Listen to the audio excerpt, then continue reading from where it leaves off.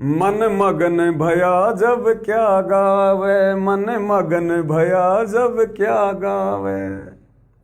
ये गुण इंद्री दमन करेगा, वस्तु अमोलक वो पावे। कितनी गजब बात है। अब समझ में आएंगे हमें ये शब्द है। अरे ये महिमा के शब्द उस समय समझ में आएंगे जब हमारे को सार शब्द समझ में आएगा। ये गुण इंद्री दमन करेगा, वस्तु अमोलक वो पावे। त्रिलोकी की इच्छा छोड़े, जग में विचरे निर्दावे। मन मगन भया जब क्या गावे। तो भैया हम तो मगन हैं, मगन हैं। आग लगो चाहे बस्ती में, हम तो मस्त हैं अपने गुरु की भक्ति में। ये गुण इंद्रिय दमन करेगा और वस्तु अमोलक वो पावे। अमोलक वस्तु क्या? सार शब्द। वस्तु अगोचर दई सतगुरु ने भली बताई बाता। वस्तु अगोचर यानी सार शब्द और भली बताई बाता। बाता यानी सत्संग। भली बताई बाता यानी वो भली भली बात, यानी वो सत्संग। तो सत्संग तो अलग हो गया। और वस्तु अगोचर, वो अगोचर वस्तु क्या है? शब्द, सार शब्द। वस्तु अगोचर दई सतगुरु ने भली बताई बाता। और काम क्रोध कैद कर डारे, लोभ के गाली ना था। तो ये वही है, वस्तु अमोलक वो पावे। कौन पावेगा? जो पहले ये गुण इंद्रिय दमन करेगा, जो अपनी इन इंद्रियों के मुख को बंद करेगा विषय वासनाओं के भोग को लेकर। ये गुण इंद्रिय दमन करेगा।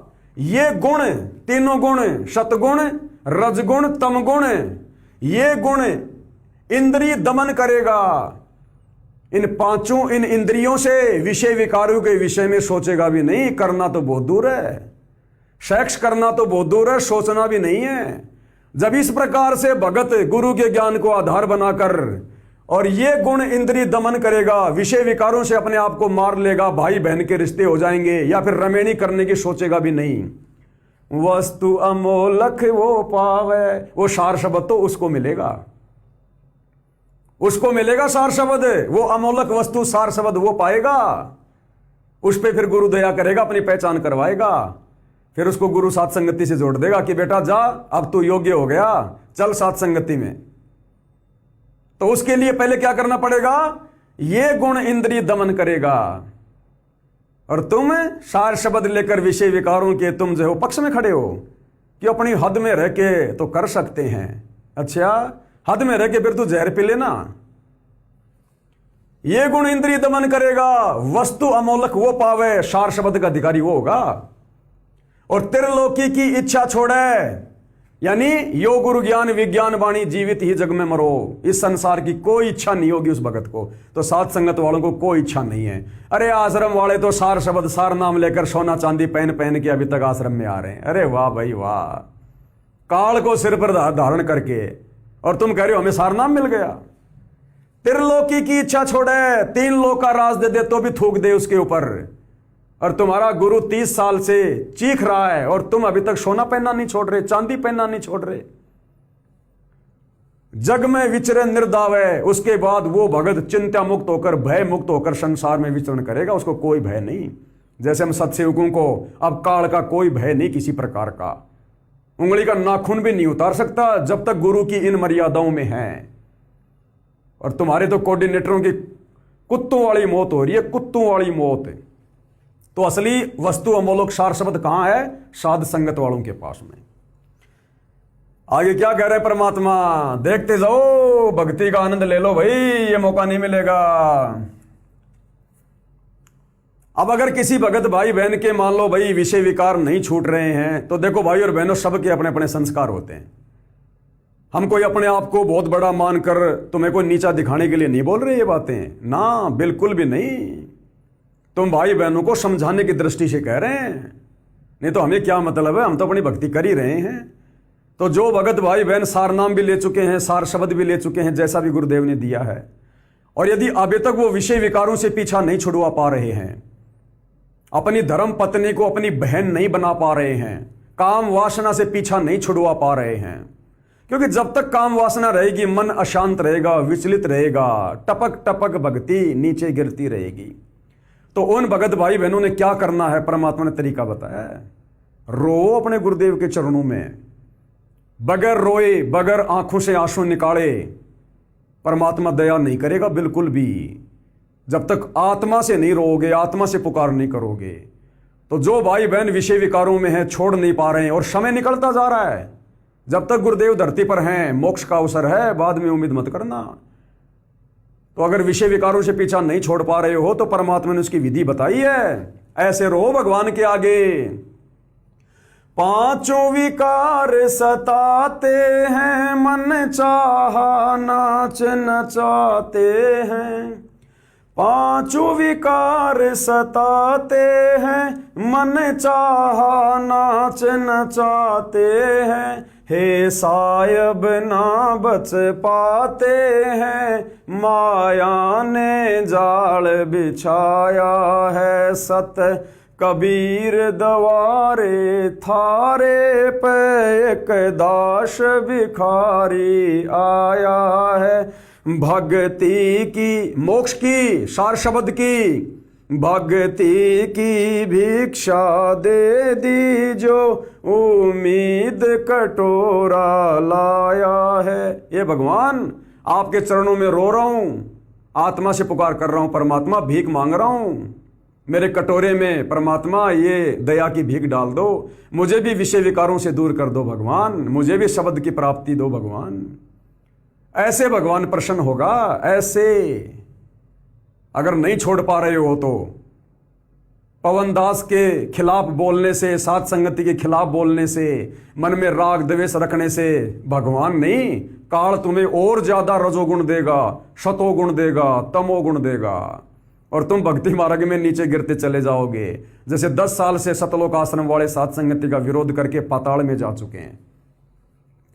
तो पांचों विकार सताते हैं, मन चाया नाच नचाते हैं। क्योंकि जीव के बस की बात नहीं है भैया। ब्रह्मा विष्णु महेश को देख लो, जब उनके बस की बात नहीं है, आप और हम क्या हैं, 2 कोटि के जीव। लेकिन भगवान की जिस पर रजा हो जाएगी गुरुदेव की, फिर देखना ये काल दूर खड़िया लखावे हो। पांचों विकार सताते हैं, मन चाहा नाच नचाते हैं। हे साहिब नहीं बच पाते हैं, माया ने जाल बिछाया है। शत कबीर दवारे थारे पर एक दास भिखारी आया है। क्यों आवश्यक है भाई और बहनों विषय विकारों को छोड़ना, त्यागना? मोक्ष के लिए। देखो, भक्ति के लिए भले विषय विकार मत छोड़ो, अपनी पत्नी का पीछा मत छोड़ो, चाहे रमणी करो। अगर भक्ति करनी है तो सारे काम करो, कोई दिक्कत नहीं है।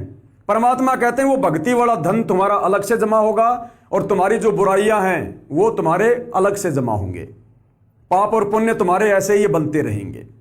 अगर मोक्ष चाहिए, मोक्ष, तो भैया उसके लिए तो भैया फिर आपने विषय विकार त्यागने पड़ेंगे। इसलिए दास कहता है कि भक्ति करने के लिए विषय विकार त्यागने की जरूरत नहीं है।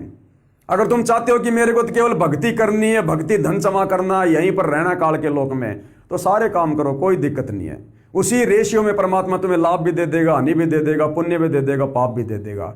लेकिन जिन्होंने मोक्ष चाहिए, मोक्ष शतलोक, भाई उन्होंने पूर्णतया बैन लगाना पड़ेगा, भाई बहन के रिश्तों में आना पड़ेगा पूर्णतया से।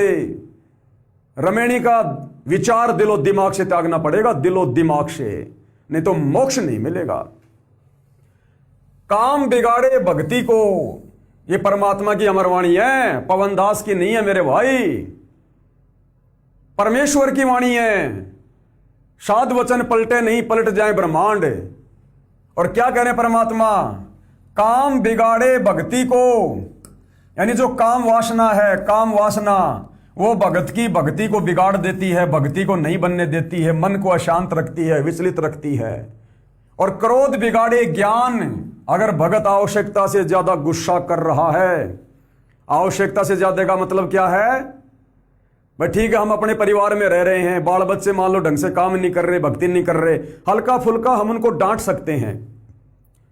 लेकिन आवश्यकता से ज्यादा गुस्सा, जैसे बच्चों को मार दिया, पीट दिया, किसी का हाथ तोड़ दिया, पैर तोड़ दिया, लड़ाई झगड़ा कर दिया और कर दिया, वो नहीं चलेगा बिल्कुल भी। ये तुम रजोगुण को लेके मत सोच लेना कि रजोगुण भी थोड़ा थोड़ा तो वो चल जाएगा। कबीर सागर के सरलार्थ में परमात्मा ने क्लियर कर दिया कि रजोगुण को बिल्कुल भी महत्व नहीं देना, बिल्कुल भी, तब भगत परमेश्वर को प्राप्त करेगा। तो ये क्रोध बिगाड़े ज्ञान यानी आपके विवेक को नष्ट कर देता है। भगत अगर गुस्सा करता है तो उसके विवेक को जो है ये गुस्सा बिगाड़ देता है। और लोभ बिगाड़े त्याग को, अगर आप में लोभ आ गया, लालच आ गया, आप जी त्यागी बैरागी नहीं बन सकते हो, आप यही काल के जाल में रहोगे। और मोह बिगाड़े ध्यान, अगर आपकी मोह ममता अपने बाल बच्चों में, अपनी पत्नी में, संपत्ति में अगर हो गई तो आप कभी भी भगवान की भक्ति में ध्यान नहीं लगा सकते। आप आगे क्या कह रहे हैं परमात्मा, अरे हमें जाना सतलोक, हमें प्राप्ति करनी शब्द की, हमें जाना सतलोक, और हम क्या कर रहे हैं, सतगुरु की शरण में आकर भी कुत्ता कर्म कर रहे हैं। कुत्ता कर्म विषय भोगों में पड़े हुए हैं। क्या कह रहे हैं भगवान, परमात्मा कहते हैं मेरी शरण में आकर अगर अभी भी तुम विषय विकारों में पड़े हो, काम वासना में जकड़े हुए हो, तो तुम तो भैया गली के उस कुत्ते से भी गए गुजरे हो, कुत्ते से भी गए गुजरे। क्या कह रहे मालिक, कबीर कुत्ता रुत पर दिन 30 रहे उजास, और कामी नर ये कुत्ता सही 6 ऋतु 12 मास। कबीर कुत्ता रुत पर, यानी जब वो समय आता है, चौमासे का समय, वो बरसात का समय, तो वो कुत्ता उस समय केवल 1 महीने तक ही विषय वासनाओं को लेकर वो प्रेरित रहता है।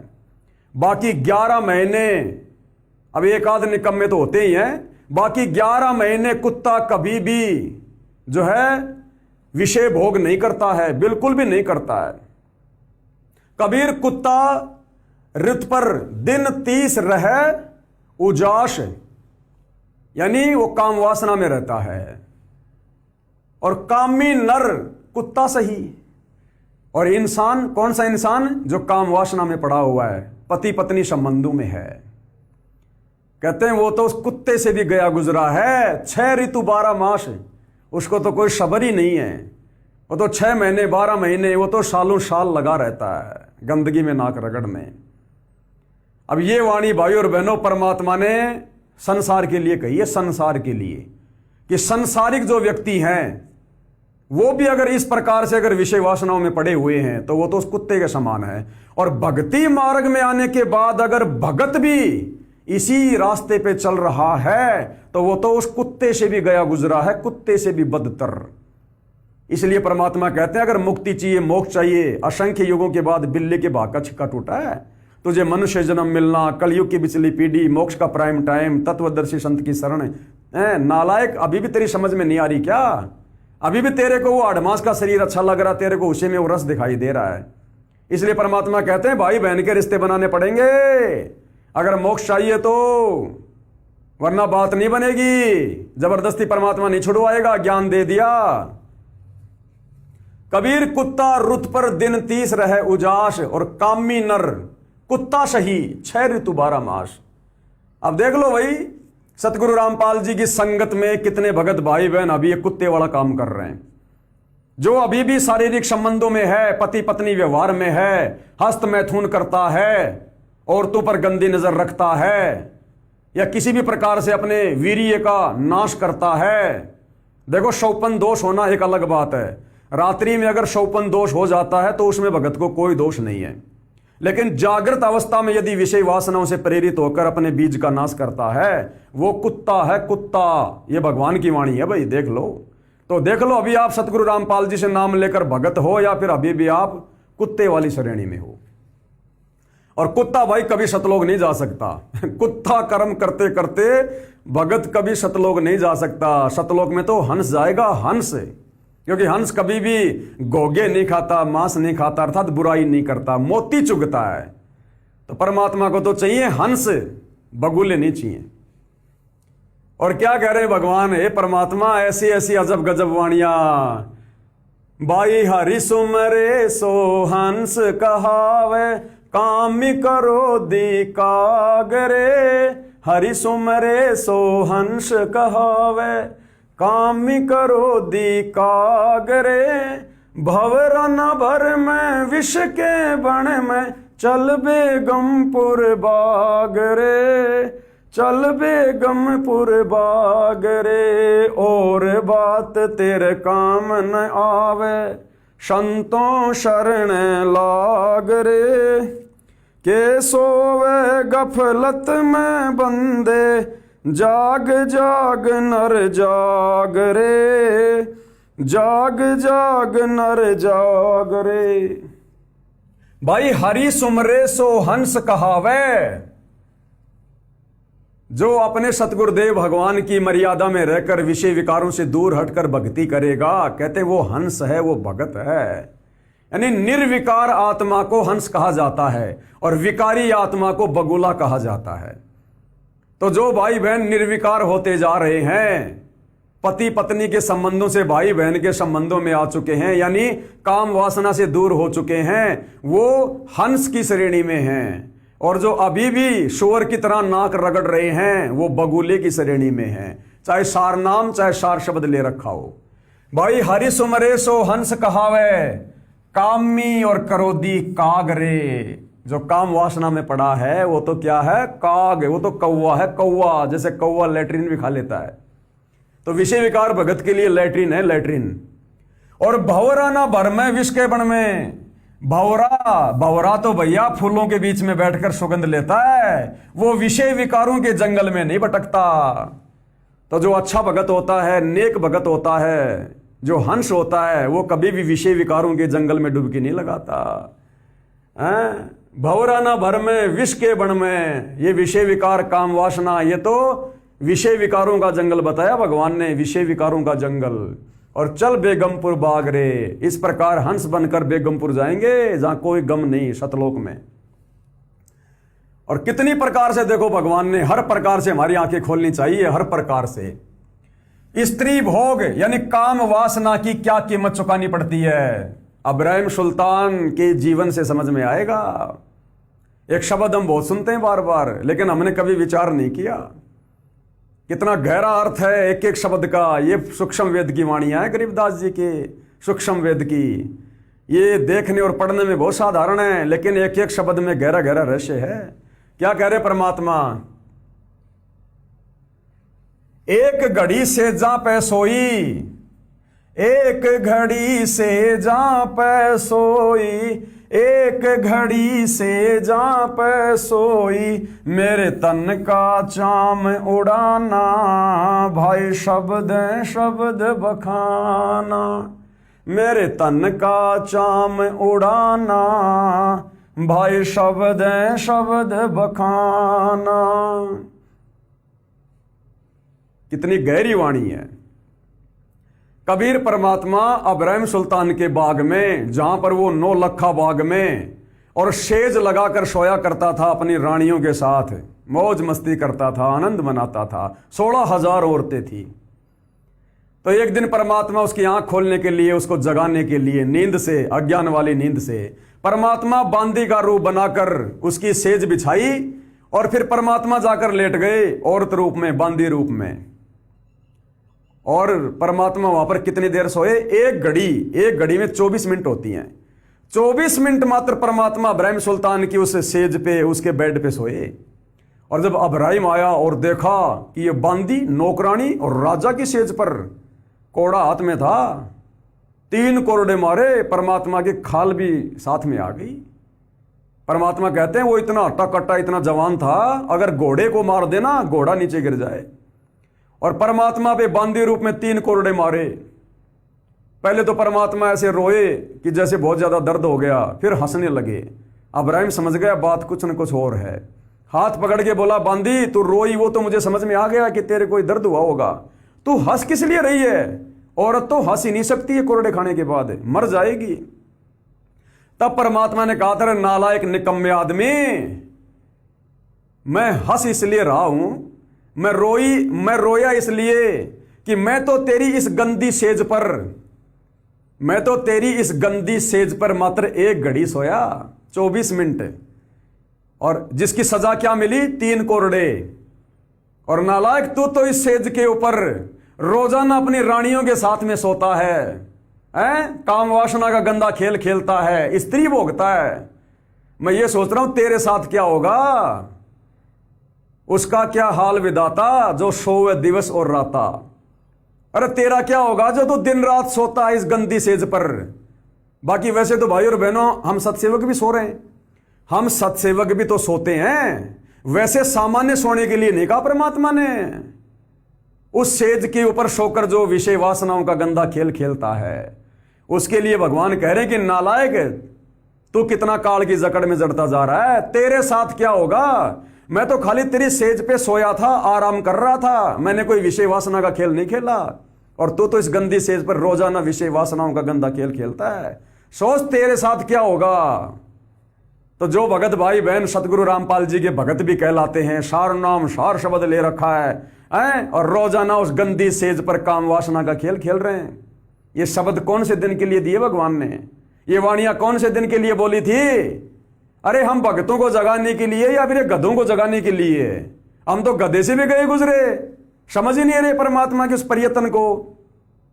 काल ने कहा था जबरदस्ती मत करना भगवान, चमत्कार मत दिखाना, अपना ज्ञान बताना। तो भगवान ने ज्ञान बता दिया, वाणियां बता दी, सत्संग सुना दिए। अरे समझना हमने पड़ेगा, हम गधे नहीं है, मनुष्य जन्म है, विशेष बुद्धि दे रखी है भगवान ने। तत्व ज्ञान का कौन से दिन तुम यूज करोगे। तो भगवान कह रहे नालायक तुम्हारे साथ क्या होगा। अब्राहिम तो उस समय भगत भी नहीं था और हम तो आज भगत बन गए। और भगत बनकर फिर यदि हम उस गंदी सेज पर, वैसे चाहे सो कोई दिक्कत नहीं, सोना पड़ेगा। अगर औरत को साथ में लेकर सो गए और विषय वासना का गंदा खेल खेल लिया तो फिर परमात्मा कह रहे फिर क्या बनेगी तुम्हारे साथ, देख लेना। फिर एक घड़ी सेजा सोई, एक घड़ी सेजा पे सोई, मेरे तन का चाम उड़ाना, भाई शब्द है शब्द बखाना। और तेरा क्या हाल विधाता, जो सोए दिवस और राता। अब्राहिम तेरा क्या होगा, तो दिन और रात मौज मस्ती कर रहा है इस पर। और भगवान कहते हैं रिंचक सा सुख और दुख सुमेर समाना। रिंचक सा सुख वो सेज का, स्त्री भोग का, परमात्मा कहते हैं थोड़े से का 2 मिनट का सुख है। और उसके बाद दुख सुमेर समाना। सुमेर यानी देवताओं का पर्वत है, हिमालय पर्वत से कई गुना लंबा चौड़ा। कहते हैं उसके बाद सारी जिंदगी फिर तू दुख ही दुख उठाएगा। अरे 2 मिनट वो पलंग का सुख ले लिया तूने, स्त्री भोग ली, फिर बच्चे पैदा हो गए, फिर सारी जिंदगी उनकी पढ़ाई में, लिखाई में, उनके पालन पोषण में, उनकी फीस में, उनके जूते चप्पलों में, उनकी ब्याह शादी में, उनकी बीमारी में, सारा दिन बेटा फिर चक्की में घिसेगा। इसलिए परमात्मा संतान उत्पत्ति के भी पक्ष में नहीं है, आपने कल वीडियो में देख लिया होगा। तो कहते रिंचक सा सुख और फिर दुख सुमेर समाना। इसलिए भाई और बहनों परमात्मा कहते हैं कि भैया छोड़ो ब्याह शादी को, छोड़ो रमणी के चक्कर को, छोड़ो स्त्री भोग को, भक्ति करो भक्ति। आगे क्या कह रहे हैं भगवान की कितनी बड़ी अमृतवाणी है। कबीर कामी कभू ना गुरु भजै और मिटे न संसासूल। कामी भगत जो काम वासना में पड़ा हुआ है, अपनी पत्नी के साथ या पराई औरत के साथ में, या रजोगुण से वो प्रेरित होकर हस्त मैथुन करता है, मास्टरबेशन करता है। तो परमात्मा कहते हैं कामी कभू ना गुरु भजै। कामी भगत कभी भी अपने गुरु की भक्ति ध्यान लगा के नहीं कर सकता, कभी भी मन लगा के नहीं कर सकता। और मिटे न संसासूल, मन उसका विचलित रहेगा। और गुना सब बख्श हूं, परमात्मा कहते हैं और भगत के सारे गुना माफ कर दूंगा, लेकिन कामी डाल ना भूल। लेकिन ये काम वासना वाला भक्ति में आने के बाद अगर भगत काम वासना में पड़ेगा, ये गुना उसका माफ नहीं करूंगा। और भाई और बहनों आप और हमने ये काम वासना का गंदा खेल गुरु के आशीर्वाद से, गुरु से प्रार्थना कर करके छोड़ा, तभी तो गुरु जी ने आज आप और हमारे ऊपर दया बख्शी हुई है। हमें इन विषय वासनाओं की याद भी नहीं आती, सौपन में भी, सौपन में भी, जहां पहले हम भी इसी जाल में उलझे हुए थे, आज गुरु आशीर्वाद से, गुरु भक्ति से आज हमारे को याद भी नहीं आती। तो परमात्मा कहते हैं और गुना सब बख्श हूं, और गुना तेरे माफ कर दूंगा। अगर छोटी मोटी गलती अज्ञानता में हो भी गई तो परमात्मा कहते हैं भगत की वो गलती माफ कर दूंगा, पर काम में डाल ना भूल। काम वासना में पड़े भगत की गलती माफ नहीं करूंगा, क्योंकि वो तो जानबूझ के बकवाद कर रहा है, जानबूझ के। और जानबूझ सांची तजे करे झूठ से ने, ताकि संगते प्रभु शौपन में बिना दे। जानबूझ के क्यों गलती कर रहा है, क्योंकि भगत को सृष्टि रचना का ज्ञान है कि सतलोक से काल को परमात्मा ने बाहर क्यों निकाला था। उसने दुर्गा के साथ में यही सब कुछ करना चाहा था। और फिर तू मेरी भक्ति लेकर मेरी शरण में आकर फिर से तू वही गलती कर रहा है, तो तेरे गुना कभी माफ नहीं करूंगा। तूने क्या ज्ञान समझा, फिर तू क्या सतलोक जाना चाहता, फिर तो गंदा आदमी तो सतलोक जाएगा। गंदे आदमी को तो सतलोक से यहां भेजा जाता है, जेल में, 21 ब्रह्मांड में। तो परमात्मा कहते हैं और गुना सब बख्श हूं, और गलती छोटी मोटी हो भी गई ना, कहीं शराब पी ली, मांस खा लिया, कोई चोरी जकारी कर दी, जारी नहीं चोरी, तो परमात्मा कहते हैं छोटा मोटा गुनाह तो माफ कर दूंगा तेरा। हालांकि यह भी नहीं करना चाहिए भगत ने, लेकिन परमात्मा की वाणी के अनुसार बोल रहा हूं कि और गुनाह सब बख्श हूं पर कामी डाल ना भूल। लेकिन जो कामी भगत परमात्मा की भक्ति में भूल कर रहा ना, उसको बिल्कुल भी नहीं बख्शूंगा। तो ये सतलोक जाने के रास्ते हैं भाइयों और बहनों, वैसे बात नहीं बन पाएगी। अब भाइयों और बहनों, रात्रि में लाइव वीडियो भी चलेगा ज्ञान गंगा पुस्तक के ऊपर, और दास को दिन में 2-2 वीडियो बनाने पड़ते हैं, 2-2 3-3 घंटे के, मालिक के आशीर्वाद से। उसके बाद कम से कम 2 घंटे दास ने बैठ के परमात्मा जी का सुमरण भी ध्यान लगा के जो है करना पड़ता है। थोड़ी बहुत नींद भी लेनी पड़ती है, जीव है भैया, क्षमता है, लिमिट है। और तीनों समय भगवान की आरती भी खड़े होकर दरबार में ही करनी पड़ती है।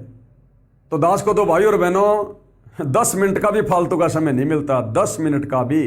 भगवान ने ऐसी जबरदस्त दया कर रखी है, दास को तो बांध रखा बिल्कुल। मन के लिए जरा भी बकवाद नहीं है, जरा भी बकवाद। कभी भाई बहनों से मिलने के लिए आधे घंटे बड़ी मुश्किल से जा पाता हूं, बड़ी मुश्किल से 10 15 20 दिन में, नहीं तो भाई बहनों से मिलने का समय भी नहीं दे रखा भगवान ने। ये देख लो, मालिक की ऐसी विशेष रजा है। मैं तो भगवान के चरण धो धो के पीता हूं कि परमात्मा दास पे ऐसे दया बना के रखना मेरे मालिक, ऐसे ही मुझे भक्ति में उलझा के रखना परमात्मा, और इसी उलझन में मेरे को निकाल देना यहां से। जब कहोगे, जिस दिन कहोगे परमात्मा, नंगे पैर दौड़ पड़ूंगा सतलोक के लिए, पीछे मुड़ के भी नहीं देखूंगा परमात्मा, क्योंकि मेरा मकसद यहां से अपना मोक्ष करवाना है। ये जितना भी जो प्रयास हो रहा है, ये साथ संगति, वीडियो बनाना, भक्ति करना, गुरु को भगवान, हमारा मूल मकसद है यहां से बाहर निकलना। यहां हमने कोई ये प्रभुता प्राप्त नहीं करनी है, कोई मान बढ़ाई का खेल नहीं चल रहा है। ये भाई बहनों को समझाने के लिए, वीडियो बनाने की तो भगवान ने एक सेवा दे रखी है। बाकी मेन मकसद इस पवन दास का भगत बनकर भक्ति करके सतलोक निकलना है। चाहे भगवान आज ही विमान लेके आ जाए, पीछे मुड़ के भी नहीं देखना। तो मेन टारगेट हमने भूलना नहीं है कभी भी। ये इतना संघर्ष, इतना ये प्रयास, इतना सब कुछ जो परमात्मा हमसे करवा रहे हैं ना, ये सतलोक के लिए करवा रहे हैं। कहीं हम और किसी चीज में गफलत में लग जाएं, भूल जाना इन बातों को। उसके बाद भाई और बहनों, क्योंकि छोटी मोटी शंकाएं सतलोक आश्रम से जुड़े भाई बहनों की हमारे पास में आती रहती हैं, तो ये वही भाई है हरियाणा से जिनको सार शब्द मिला हुआ है। लेकिन वही बात है, सार शब्द की तो छींट भी नहीं है भाई और बहनों। आपने देख लिया सार शब्द क्या है, सार शब्द की जाप की विधि क्या है, सार शब्द किस भगत का काम करता है। और यही कारण है कि सार शब्द लेने के बाद भी इनके मन में शंकाओं का उबाल उठ रहा है। भाई आए दिन वीडियो पे वीडियो बनाता रहता है। अरे भैया, अपनी भक्ति करो बैठ के। ये सात संगति कबीर भगवान सतगुरु रामपाल जी का चलाया गया मिशन है। इसमें टांग अड़ाएगा अंधा गधा होगा। गुरुदेव ने कह रखा ना कि मेरे मार्ग में अगर कोई टांग अड़ाएगा वो अंधा गधा होगा, अंधा गधा। तो सतगुरु रामपाल जी का असली मिशन तो सात संगति है। और ये भाई जी कह रहे थे कि थोड़े बहुत दिनों में सात संगति का जो किला है वो मैं ढा दूंगा और सारे के सारे सत्सेवक आश्रम में आ जाएंगे। अरे तू आज ही ले जाना यार, ले जा। बताओ भाई सात संगत वालों, मैंने तुम्हें कभी कहा कि तुम मेरे से चिपक के रहो, सात संगति में रहो?